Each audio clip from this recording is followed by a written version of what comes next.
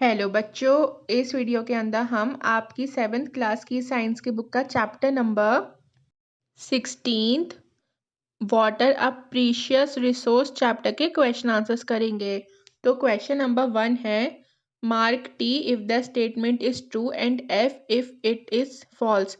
तो यहाँ पे आपको ट्रू और फॉल्स बताने। तो फर्स्ट स्टेटमेंट है, the fresh water stored in the ground is much more than that present in the rivers and lakes of the world। तो बच्चों, इसका मतलब है कि पूरी दुनिया के अंदर जितनी भी रिवर्स और लेक्स वगैरह है ना, उनके अंदर जितना पानी है तो उससे कई गुना ज़्यादा पानी जो है वो ग्राउंड के नीचे। ओके, तो इस स्टेटमेंट का मतलब यह है।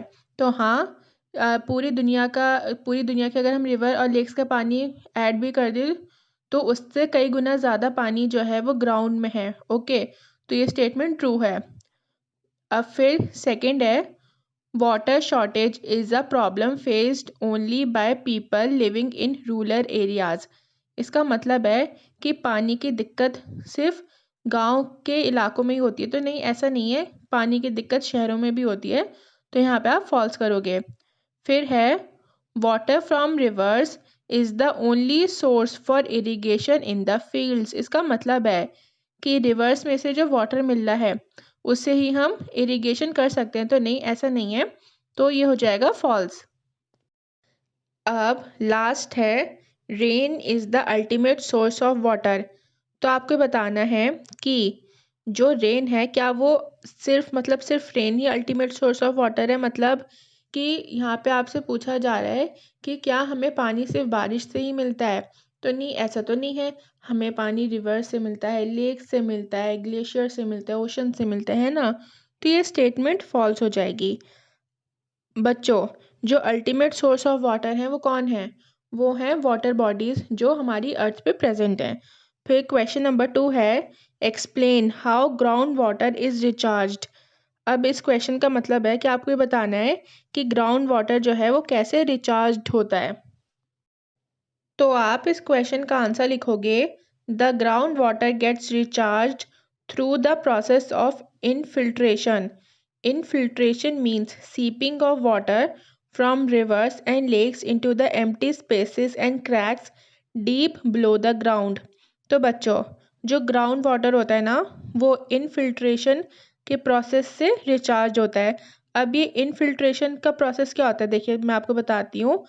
जो हमारी क्या कहते हैं, लेक्स हैं, रिवर्स हैं, ओके, उनमें जो पानी है वो पानी जब जो मतलब ग्राउंड है ना हमारा, मतलब हमारी जो अर्थ है उसके अंदर जो एम्प्टी स्पेसेस और क्रैक्स वगैरह हैं, तो रिवर और लेक्स का पानी जब उन क्रैक्स के अंदर अंदर अंदर जाता रहता है तो इस तरीके से जो ग्राउंड वाटर होता है वो रिचार्ज होता है, और इसी प्रोसेस को हम इनफिल्ट्रेशन का प्रोसेस कहते हैं। क्वेश्चन नंबर 3 है, there are 10 tube wells in a lane of 50 houses, what could be the long term impact on the water table. तो अब इस क्वेश्चन का मतलब है कि इसका मतलब है कि 50 घरों के लिए सिर्फ 10 ट्यूब वेल्स हैं। अब आपसे पूछा जा रहा है कि इसका लॉन्ग टर्म इफेक्ट क्या होगा वाटर टेबल के ऊपर। तो बच्चों, वाटर टेबल जो है ना वो नीचे चली जाएगी। क्यों? क्योंकि घर बहुत ज़्यादा हैं और ट्यूबवेल्स जो हैं वो कम हैं। तो आप इस क्वेश्चन का आंसर लिखोगे, water table would go down. Question number 4 है, you have been asked to maintain a garden, how will you minimise the use of water. अब इस क्वेश्चन का मतलब है कि आपसे अगर ये बोला जाए कि आपको किसी गार्डन का ख्याल रखना है, मतलब ध्यान रखना है, तो आप कम से कम पानी का यूज़ कैसे करोगे। तो बच्चों, आप इसका आंसर लिखोगे, to minimise the wastage of water we will use the drip irrigation which throws the water at the base of plants। तो पानी का कम यूज़ करने के लिए मैं क्या करूँगी, मैं इरिगेशन का प्रोसेस जो है, इरिगेशन का जो तरीका है उसका यूज़ करूँगी। अब इरिगेशन का क्या मतलब, इरिगेशन हम किसे कहते हैं। तो बच्चों, जो आपने कभी कभार देखा होगा कि जो प्लांट्स होते हैं ना उनके जो नीचे वाला हिस्सा होता है वहाँ पे आपको कुछ पाइप से दिखते होंगे जिनके अंदर होल्स होते होंगे और उन होल्स में से पानी निकलता होगा, है ना? तो उसी को हम इरिगेशन कहते हैं। मतलब कि प्लांट का जो नीचे वाला हिस्सा है उसमें पानी पहुँचाना। तो हम इस तरीके से जो वाटर है उसका कम यूज़ कर सकते हैं। अगर हम ऊपर से पानी डालेंगे तो मतलब पानी हमारा ज़्यादा यूज़ होगा, लेकिन अगर हम ड्रिप इरिगेशन के प्रोसेस से पानी डालेंगे तो हमारा कम यूज़ होगा और यही मेथड जो है वो काफ़ी इफ़ेक्टिव होता है। अब क्वेश्चन नंबर 5 है, explain the factors responsible for the depletion of water table.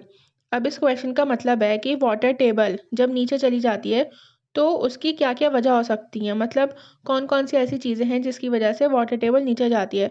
तो बच्चों फॉलोइंग रीजंस हो सकते हैं। फर्स्ट तो है इंक्रीज्ड पॉपुलेशन। पॉपुलेशन इतनी ज़्यादा बढ़ रही है कि पानी बहुत ज़्यादा यूज़ होता है जिसकी वजह से वाटर टेबल नीचे जा रही है। फिर इंक्रीजिंग इंडस्ट्रीज़, जो फैक्ट्रीज़ वगैरह हैं वो बढ़ती चली जा रही हैं जिसकी वजह से ज़्यादा पानी यूज़ हो रहा है। फिर थर्ड है lack of water conservation techniques. हम लोग पानी को बचाते नहीं, वेस्ट करते रहते हैं और हमारे पास पानी को बचाने के लिए टेक्निक्स भी नहीं है।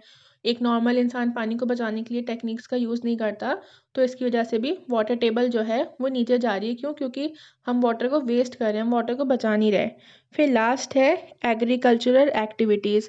अब क्या होता है कि खेती बाड़ी भी बढ़ गई है, तो मतलब जैसे पॉपुलेशन इंक्रीज़ हुई है तो वैसे ही खेती बाड़ी भी बढ़ी है और फिर उसके अंदर भी कई लोग जो हैं वो अलग अलग तरीके से पानी डालते हैं, कुछ वेस्ट करके डाल देते हैं जिसकी वजह से पानी ज़्यादा यूज़ होता है और पानी जब ज़्यादा यूज़ हो रहा है तो वाटर टेबल क्या है, नीचे जा रही है। क्वेश्चन नंबर 6 है fill in the blanks with the appropriate answers. यहाँ पे आपको ब्लैंक्स को फिल करना है। फर्स्ट है people obtain ground water through dash and dash. यहाँ पर आप लिखोगे ट्यूबवेल्स एंड हैंडपम्प्स।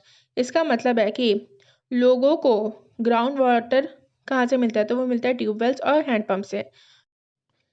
अब बी है three forms of water are dash dash and dash.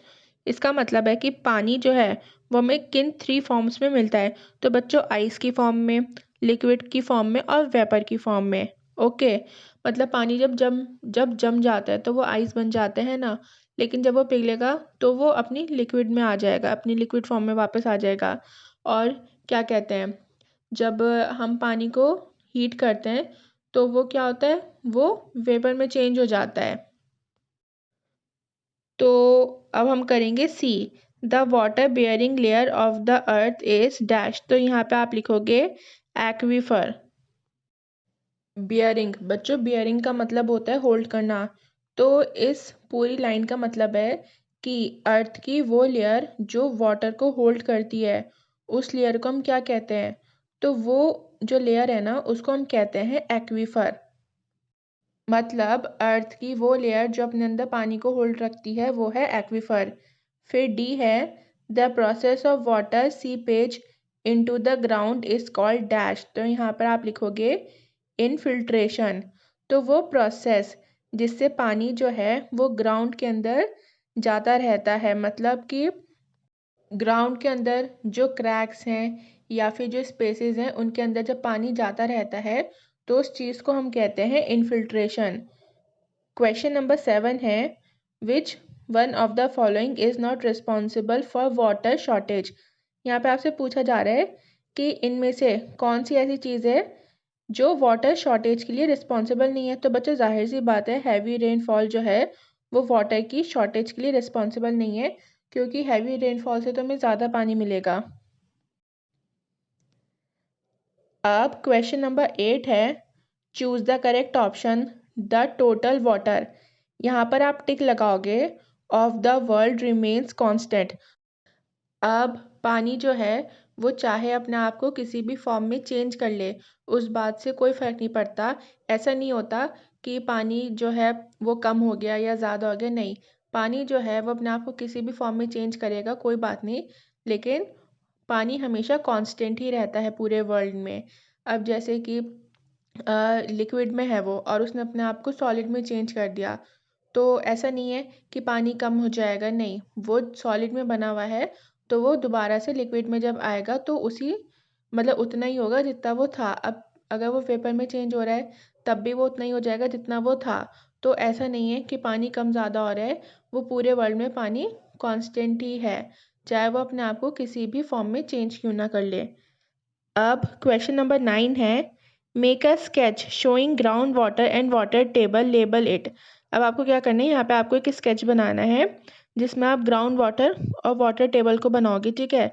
और फिर आपको जो ड्राइंग आपने बनाई है उसको आपको लेबल भी करना है।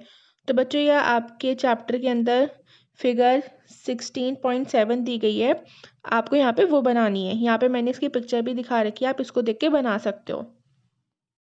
तो बस इस चैप्टर के क्वेश्चन आंसर्स इतने ही थे। आई होप आपको वीडियो अच्छी लगी हो, समझ में आई हो। अगर वीडियो अच्छी लगी हो, समझ में आई तो चैनल को सब्सक्राइब, वीडियो को लाइक और शेयर करना ना भूलें, और साथ ही साथ बेल आइकन को भी दबा दें ताकि जब भी मैं कोई न्यू वीडियो डालूँ तो आपको उसका नोटिफिकेशन मिल जाए।